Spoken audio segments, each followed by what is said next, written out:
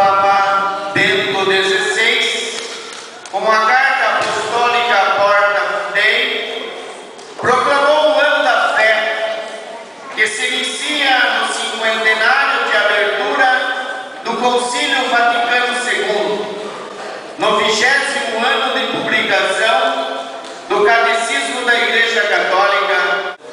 O objetivo deste ano da fé é redescobrir o caminho da fé para fazer brilhar com evidência sempre maior a alegria e o renovado entusiasmo do encontro com Cristo. Assim, em comunhão com toda a Igreja, queremos abrir solenemente na nossa paróquia de Santo Antônio, nesta comunidade de Santa Teresa d'Ávila, e em comunhão com toda a Igreja do Brasil, o ano da fé, que se inicia hoje e se encerrará com a solenidade de Cristo Rei do Universo, em 24 de novembro de 2013.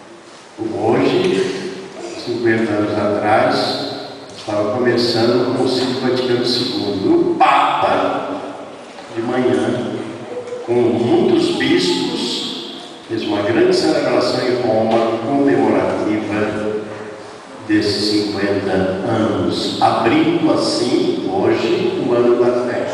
O que é o ano da fé? O Papa disse: o mundo de hoje está vivendo uma crise de fé. Há muitos jovens, muitas pessoas que já não creem mais, ou se creem, é uma fé assim, um pouco no ar. Eu sou católico, sim senhor, mas eu não pratico, não sou praticante. E tem aumentado o número também daqueles que perdem a fé em Deus, sobretudo na Europa, mas também em nosso meio. Então o Papa disse: é preciso retomar a fé cristã, a fé católica.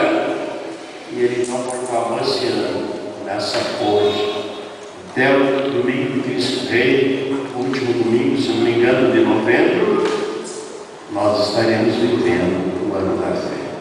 O que o Papa pede? Retomar os ensinamentos do Concílio Vaticano II no coração, procurar aprofundar neles, para renovar a Igreja. Vocês estão vendo aí Santa Teresa, parece que está escrito aqui, está escrito reformuladora, né? É mais reformadora, mais reformular. Reformar é bem parecido, né? Reformular é dar uma forma nova, reformar é dar uma forma. Uma fórmula é um remédio, como fazer um remédio. Agora, dar uma nova forma é modificar profundamente. Dar uma nova forma. Você tem aí, quem sabe, uma mesa envelhecida e você chama um carpinteiro bom, a madeira é boa, ela está muito desfigurada, riscaram muito, aí você reforma a mesa, dá uma nova forma, fica limpa. Santa Teresa reformou o Carmelo. O Carmelo é antigo, a ordem carmelitana é antiga, são históricos, mas fundadora. As pessoas, tanto do ramo masculino como do ramo feminino, que entravam na ordem carmelitana, entravam com esse ideal de viver da oração, da penitência, da caridade, da contemplação. E Santa Teresa entrou no Carmelo e havia muitas vaidades no Carmelo de Ávila, e elas fazem uma experiência de Deus muito forte, recebem uma graça, um chamado de Deus para reformar o Carmelo. E ela reforma o Carmelo, São José em Ávila, e depois, com licença do superior geral, começa a visitar os Carmelos na Europa, da Espanha, para promover a reforma, que as religiosas pudessem de fato viver uma vida de intensa oração, de penitência e união com Deus. Ela foi a grande reformadora do Carmelo. e era uma mulher extraordinária, espírito de oração, uma mística, tinha uma experiência de Deus profundíssima, bem como São João da Cruz, que vai reformar e trabalhar a reforma do ramo masculino. Pois bem, essa comunidade é a comunidade de Santa Teresa, a reformadora, aquela que pegou um Carmelo desorganizado, sem o brilho da luz, da mística, e transforma o Carmelo. E deixa regras novas, evidências da vida espiritual do Carmelo. O que o Papa está pedindo? Que nós também retomemos os ensinamentos do Vaticano II, tendo a Bíblia como fonte permanente desses ensinamentos. Que nós retomemos ou tenhamos na mão o Catecismo da Igreja Católica e aprofundemos o nosso conhecimento e a nossa experiência da fé católica, conforme está no credo, e vivamos mais intensamente a nossa vida cristã. O Papa está dizendo é o seguinte: é preciso que nós nos reformemos, que nós tenhamos um jeito novo, mais forte, mais vigoroso, mais espiritual, mais intenso de viver a nossa fé em Jesus Cristo. Viver o nosso credo, Deus é nosso Pai, Criador. Cremos em Jesus, o seu Filho, luz de mundo. Cremos no Espírito Santo, cremos na Igreja, na comunhão dos santos, na remissão dos pecados, na ressurreição da carne. Retomar essas verdades profundas da nossa fé, não para saber simplesmente, não para ficar mais culto, mas para vivê-las mais intensamente. O Vaticano II foi feito assim, começado há 50 anos atrás, convocado por João XXIII para dar uma mexida na igreja, enquanto a igreja sacudiu a poeira dos séculos que se acumulavam nela, para se purificar e ser uma igreja mais santa, mais tomada pelo Espírito Santo de Deus, mais ligada e comprometida com Jesus Cristo, crucificado por amor de nós e ressuscitado. Uma igreja dirigida verdadeiramente pelo Espírito Santo, de dentro da qual fosse banida toda vaidade, se pudesse viver realmente todos como filhos e filhas de Deus, e como irmãos. João 23 teve essa inspiração do Espírito Santo. 50 anos atrás começou no Vaticano II. O ano da fé é para a gente, esse ano, se dedicar de corpo e alma a orar mais, a viver com mais intensidade a Sagrada Eucaristia e aprofundar o nosso conhecimento, mas não só o conhecimento, o nosso amor e a nossa vivência das verdades fundamentais da fé cristã, tais como nos foram reveladas por Cristo, e tais como são propostas pelos documentos do Vaticano II e pelo Catecismo da Igreja Católica.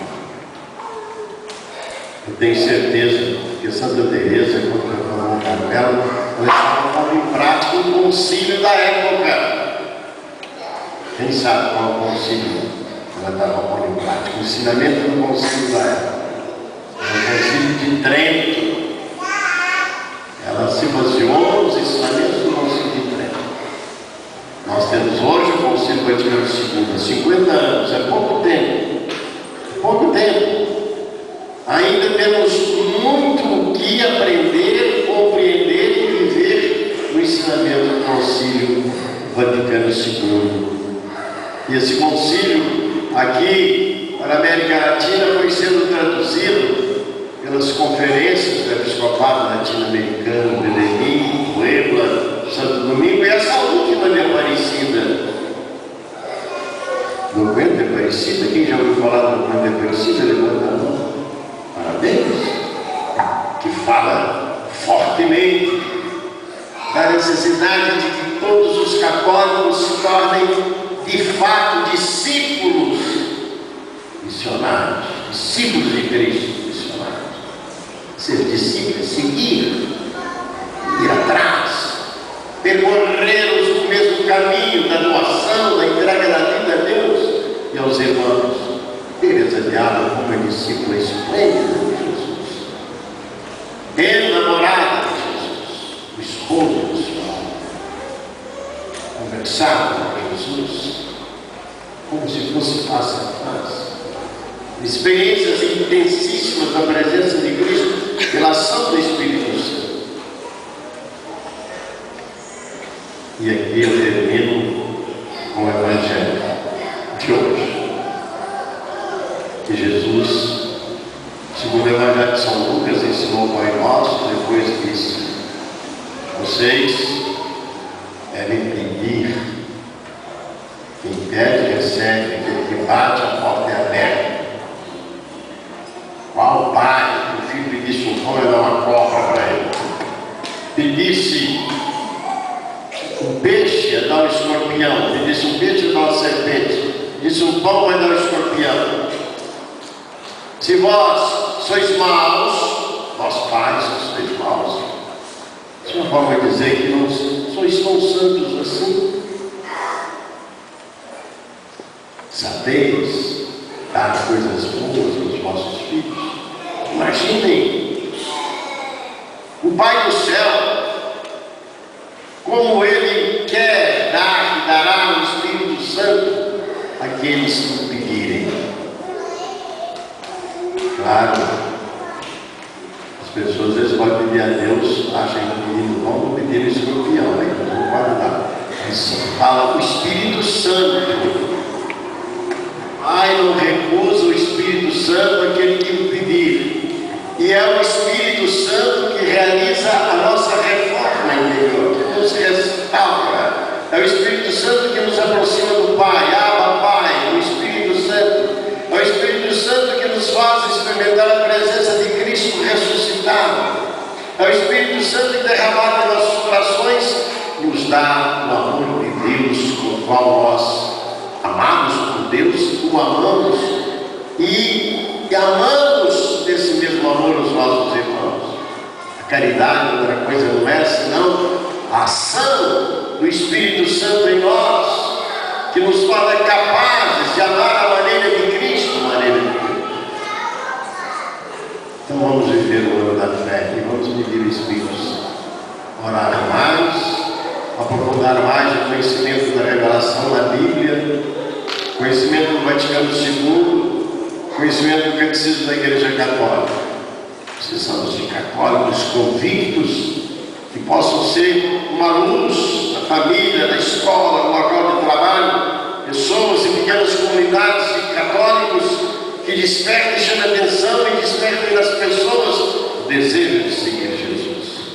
Não é uma questão de conversa, não é questão de subir em cima de um tamborete e ficar de Jesus é o Senhor que é uma forma de viver a caridade, a simplicidade, o espírito de oração que cativa as pessoas, como acontecia com a primeira comunidade que vivia numa união profunda e despertava nos pagãos essa admiração. Vede como eles se amam. Então vocês já viram quanto progresso o bispo, os padres, os diáconos e os leigos precisam fazer. Progresso, mais oração, mais leitura orante da Bíblia, mais estudo do catecismo e dos documentos do concílio, mais fraternidade, mais capacidade de perdoar e mais capacidade de perdão, e não deixar que sentimentos que não são os de Cristo venham nos afastar de Deus ou da comunidade. E viver a comunhão com as outras comunidades. Eu não posso viver no cristianismo isolado. Uma comunidade não pode ficar isolada das outras. Então que a paróquia de Santo Antônio, quando houver grandes reuniões de todas as comunidades, vocês se façam presente, porque sendo devotos de Santa Teresa d'Ávila, haverão de ajudar os outros com a presença, com a oração, com a participação nos encontros e nas promoções da paróquia. Que seja além daquilo que vocês fazem aqui, uma grande participação e colaboração com todas as outras comunidades. O Jacques disse que essa igreja é uma maravilha. Os domingos fica cheíssima. Portanto, é uma comunidade poderosa do Espírito Santo. Poderosa do Espírito Santo. Não é poderosa porque você é muito inteligente, nem muito importante. É poderosa porque é uma comunidade que ora, que ouve a palavra e que, tendo a força do Espírito Santo, poderá ajudar muito a reforma da Igreja Católica. Essa reforma boa, né? Santa Teresa fez no Carmelo, que ela aconteça na nossa igreja de Sorocaba, começando essa comunidade. Daqui, vocês participando dos encontros na matriz e de outras promoções, possam participar e ajudar a igreja a ser mais santa, a igreja mais luz do mundo, mais testemunha de luz. Santa Teresa, interceda por nós, assim seja. Amém.